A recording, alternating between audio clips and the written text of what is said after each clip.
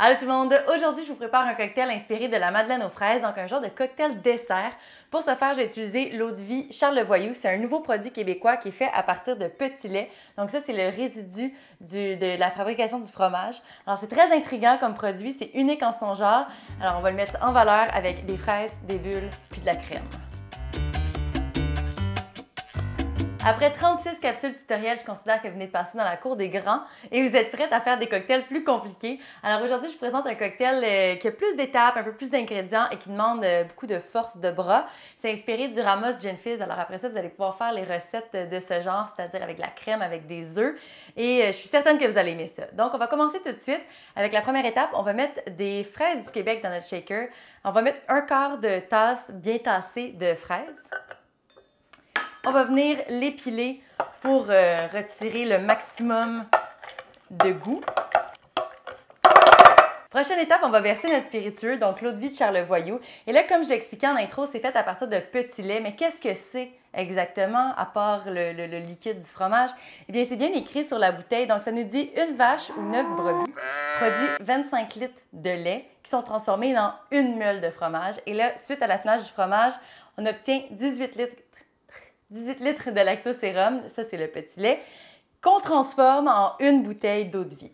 C'est vraiment le fun comme produit parce que dans le fond, le petit lait, c'est un déchet, si on veut, parce qu'il n'y a pas vraiment rien à faire avec ça. Donc, la famille du Migneron de Charlevoix, qui est Charlevoix, ont trouvé une façon de le réutiliser. Donc, c'est vraiment une économie circulaire pour faire des spiritueux. Donc là, on a l'eau-de-vie et je pense que bientôt, éventuellement, il y aura également un gin. Alors, qu'est-ce que c'est si on parle plus dans les notes de dégustation? Eh bien, on pourrait peut-être comparer ça à une vodka, mais comme il y a beaucoup de goût, c'est pas une vodka. C'est une eau-de-vie. Le goût qu'on obtient, c'est à la fin, dans notre note de dégustation, on pourrait sentir un peu justement ce lactosérum-là. Donc, on pourrait sentir quelque chose qui s'apparente un peu à du fromage. Mais là, pensez pas que vous allez boire du brie. C'est vraiment comme plus une note à la fin. C'est pour ça que ça va bien au dessert. Ça va bien quand on est rendu là, après le repas au digestif. Ça peut peut-être remplacer la grappa pour ceux qui sont... des fans de grappa. Puis également, quand on le boit, on a beaucoup de petits fruits qui nous viennent en bouche et principalement, le même au nez, principalement du bleuet. Donc, tout ce qui est petits fruits, fraises, framboises, bleuets, mûres, mais ça va faire des super bons cocktails avec cette eau-de-vie-là. Alors, on va en verser 1,5 once dans notre shaker. On va poursuivre notre recette parce que je me suis déjà assez étendue. On va verser 0,75 onces de jus de citron frais. On va verser également la même quantité de sirop simple. Et là, si vous êtes foufou, vous pourriez décider de prendre un sirop simple à la vanille pour vraiment avoir un aspect encore plus dessert. Mais c'est vraiment optionnel parce que c'est très bon avec du sirop simple. Et on va compléter avec de la crème. Et là, ça va être de la crème à fouetter 35 %. Me suivez-vous toujours? Voilà, et là, comme si c'était pas assez avec la crème, on va ajouter un blanc d'œuf pour créer encore plus de texture. Donc, je le casse comme d'habitude dans l'autre partie de mon shaker pour pas ruiner tous mes ingrédients précieux. Une fois que c'est fait, je vais faire un bon dry shake parce que là, on a des œufs, on a de la crème, on a du citron, on a de l'eau-de-vie, donc on en a beaucoup à mixer. Alors là, on sort les bras, on dry shake, ensuite on va shaker avec la glace. Et voilà, comme je disais, c'est un cocktail qui est plus avancé aujourd'hui. Alors, on va faire une étape qu'on ne fait pas d'habitude. Je vais tout de suite double filtrer mon cocktail. Donc, pour enlever tous les morceaux de fraises, je vais faire ça dans la petite partie de mon shaker. Et la partie avec le cocktail, on va la laisser au frigidaire environ 3 minutes avant de la shaker pour que la mousse fige et qu'on ait plus de facilité tantôt à faire un beau collet de mousse. Alors, tout ça, ça s'en va au frigidaire pour 3 minutes.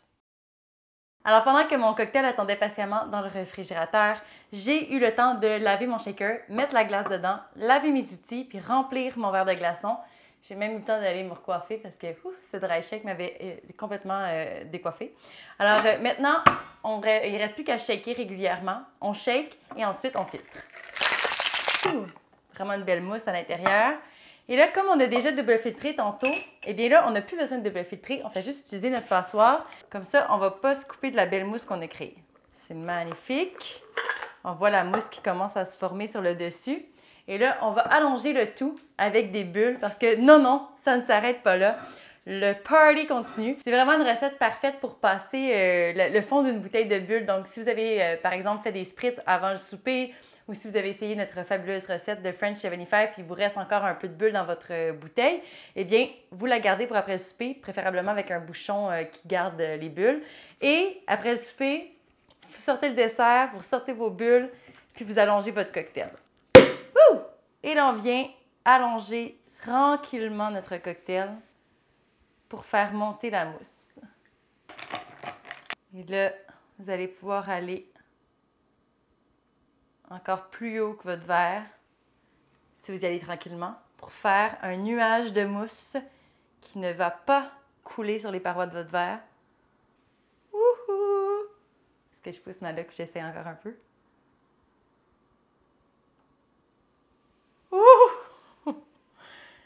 Ça coule-tu en avant? Non? Et je peux continuer? Je continue. Juste pour le fun, la capsule. Juste pour le show. Wouhou! Ça va tomber. Et voilà, vous avez un cocktail, ma foi, magnifique. Je vous conseille fortement de boire avec une paille parce que là, sinon vous allez en avoir plein la bouche. Il y a comme un petit béret.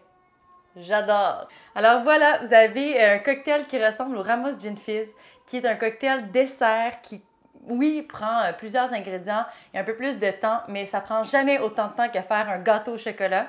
Alors, vous pouvez essayer ça la prochaine fois que vous recevez ou simplement pour vous gâter après une longue semaine. J'espère que vous allez aimer ce cocktail, j'espère que vous allez découvrir l'eau de vie et que vous allez aimer.